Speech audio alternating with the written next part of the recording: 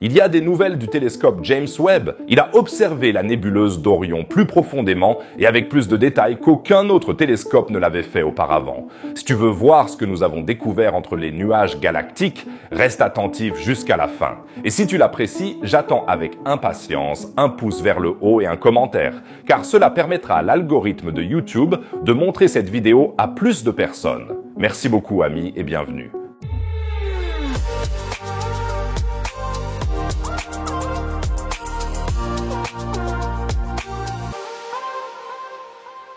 Nous vivons actuellement une période tellement excitante où, grâce au télescope James Webb, nous pouvons observer le cosmos d'une manière plus époustouflante que jamais auparavant. Je trouve particulièrement excitant que nous puissions voir des régions du ciel qui avaient déjà été étudiées auparavant sous une toute nouvelle lumière. C'est un peu comme si tu avais moins 100 dioptries et que tu voyais des parties de ta ville de manière très floue. Et maintenant, tout semble très clair et net. Prends par exemple cette photo de la nébuleuse de l'anneau sud, prise par le télescope Hubble, c'est assez beau et impressionnant. Et voici à quoi ressemble l'image prise par le télescope James Webb. Je dirais que c'est un petit saut qualitatif, non? Surtout les détails. Les différentes couches de gaz de cette nébuleuse planétaire, nous les voyons ici beaucoup plus clairement. Mais il faut toujours dire que Hubble observe le cosmos dans le domaine optique, c'est-à-dire dans le domaine de la lumière que nos yeux peuvent également percevoir, alors que James Webb est un télescope infrarouge.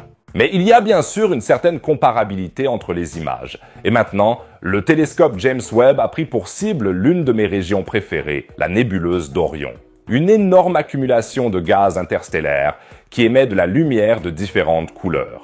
On appelle ces formations des nébuleuses d'émission et la nébuleuse d'Orion est la seule nébuleuse d'émission visible à l'œil nu. Cela fait longtemps que j'explique l'espace et le ciel étoilé ici au planétarium et l'un de mes moments préférés dans chaque visite guidée est lorsque je peux montrer la nébuleuse d'Orion aux visiteurs dans la salle du planétarium et que tous peuvent tester leurs compétences en matière de navigation. Car il faut vraiment avoir de bons yeux pour la trouver un peu en dessous des 3 étoiles de la ceinture d'Orion. L'idée de pouvoir voir cette magnifique structure à l'œil nu est fascinante. La nébuleuse d'Orion se trouve à 1350 années-lumière de nous, ce qui n'est vraiment pas beaucoup à l'échelle cosmique. Elle est composée de gaz interstellaires denses, principalement d'hydrogène et d'hélium, et est l'une des zones de formation d'étoiles les plus étudiées. C'est presque une sorte de jardin d'enfants des étoiles. En effet, les étoiles ne sont rien d'autre que des quantités d'hydrogène comprimées ensemble. Si tu veux construire une étoile, il te suffit donc de beaucoup de gaz interstellaires.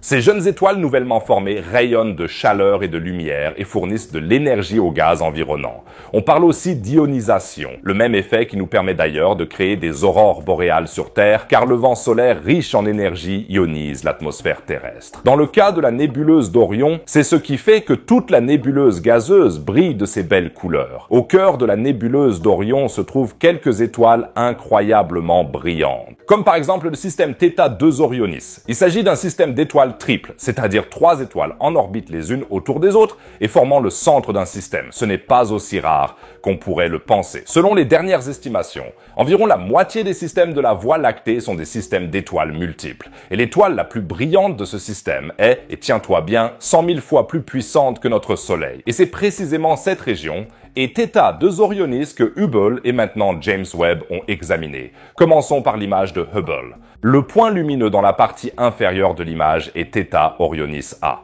Encore une fois, c'est une belle image, mais ce n'est pas vraiment ce à quoi on s'attend quand on veut voir une nébuleuse colorée et énergisée avec une étoile super chaude, non?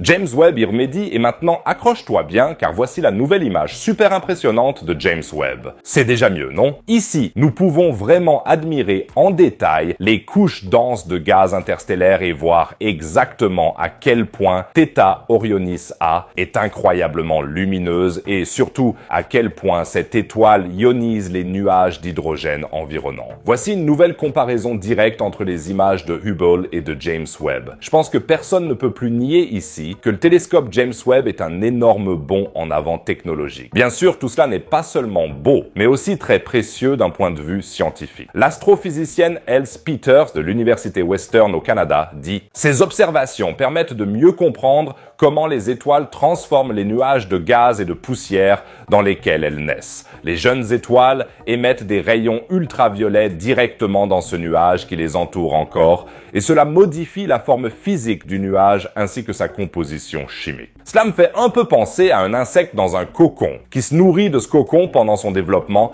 mais qui finit par le déchirer et le modifier. De la même manière, les jeunes étoiles se nourrissent au début du levier de gaz pour ensuite l'endommager par leurs explosions d'énergie. Et un aspect m'a particulièrement frappé sur l'image. Cette barre transversale brumeuse juste au-dessus de Theta Orionis A. Il s'agit d'une structure appelée la barre d'Orion, composée de gaz encore plus dense. La lumière d'un amas de jeunes étoiles chaudes, appelé amas trapézoïdal, éclaire la scène depuis le coin supérieur droit. Cette lumière ultraviolette ionisante éblouissante fait en sorte que la barre s'érode lentement. On peut aussi deviner cette barre d'Orion sur l'image de Hubble, mais on la voit beaucoup mieux sur l'image de James Webb, et cela est dû à la lumière infrarouge. Les longueurs d'onde plus longues de la lumière infrarouge, la zone dans laquelle James Webb observe l'univers, sont capables de pénétrer la poussière, ce qui nous permet de voir des régions impossibles à voir avec des longueurs d'onde plus courtes, comme le spectre visible. Et cela nous permet aussi de percevoir de tout nouveaux processus dans les régions cosmiques. L'astronome Emily Abar dit « Nous n'avons jamais été en mesure de voir les détails subtils de la structure de la matière interstellaire dans cet environnement et de découvrir comment les systèmes planétaires peuvent se former en présence de ce rayonnement dur. » Rien que de penser à des planètes potentielles là-bas, je trouve ça super fascinant. Imagine qu'une civilisation extraterrestre se forme sur une planète au milieu de ces nuages de gaz colorés et denses. Quel ciel nocturne incroyable on devrait avoir de là. Les données de James Webb sont encore en cours d'évaluation et il y a de fortes chances pour que nous y découvrions des exoplanètes. Car regarde cette partie de l'image ici. Pour moi, c'est l'une des découvertes les plus spectaculaires de James Webb jusqu'à présent. Nous voyons ici une toute jeune étoile qui se trouve comme une chenille dans une sorte de cocon. Et au milieu du cocon, nous voyons un disque d'accrétion, c'est-à-dire une accumulation de poussière et de gaz qui tourbillonnent autour de la jeune étoile. Et c'est ainsi que les planètes de notre système solaire ont commencé il y a 4 à 5 milliards d'années. Au moins les 4 planètes intérieures, Mercure, Vénus, la Terre et Mars. Autour du jeune soleil, des poussières, des pierres, des morceaux de glace et du gaz ont tourbillonné dans un disque d'accrétion. Et c'est à partir de tout cela que les planètes se sont finalement formées. Nous nous trouvons actuellement sur un produit du disque d'accrétion. Et c'est exactement ce processus que James Webb a capturé ici. Une jeune étoile nichée dans un cocon de gaz interstellaire et autour de laquelle des planètes, des lunes et des planètes naines sont en train de se former. Une folie absolue, n'est-ce pas? L'expérience montre qu'il faudra encore quelques centaines de millions ou milliards d'années avant que des planètes et peut-être même de la vie n'apparaissent. Quand ce sera le cas, je te le dirai bien sûr. Ces processus et dimensions dans la nébuleuse d'Orion sont donc incroyables. Mais il existe des objets dans le cosmos qui font paraître tout cela très petit. Il s'agit des trous noirs les plus lourds de l'univers. Le plus grand, Thon 618, est 66 milliards de fois plus lourd que notre Soleil et engloutirait tout le système solaire s'il s'approchait de nous. C'est exactement ce que j'ai simulé une fois, et si tu veux voir ce que ce monstre fait à notre beau système solaire, clique absolument sur la vidéo affichée. Mais fais attention à ne pas te faire avaler. Et si tu veux soutenir la chaîne, clique sur le bouton boutique et achète les t-shirts, des vidéos, des planètes en peluche et bien plus encore. Sinon, je te dis à la prochaine vidéo. Au revoir les amis.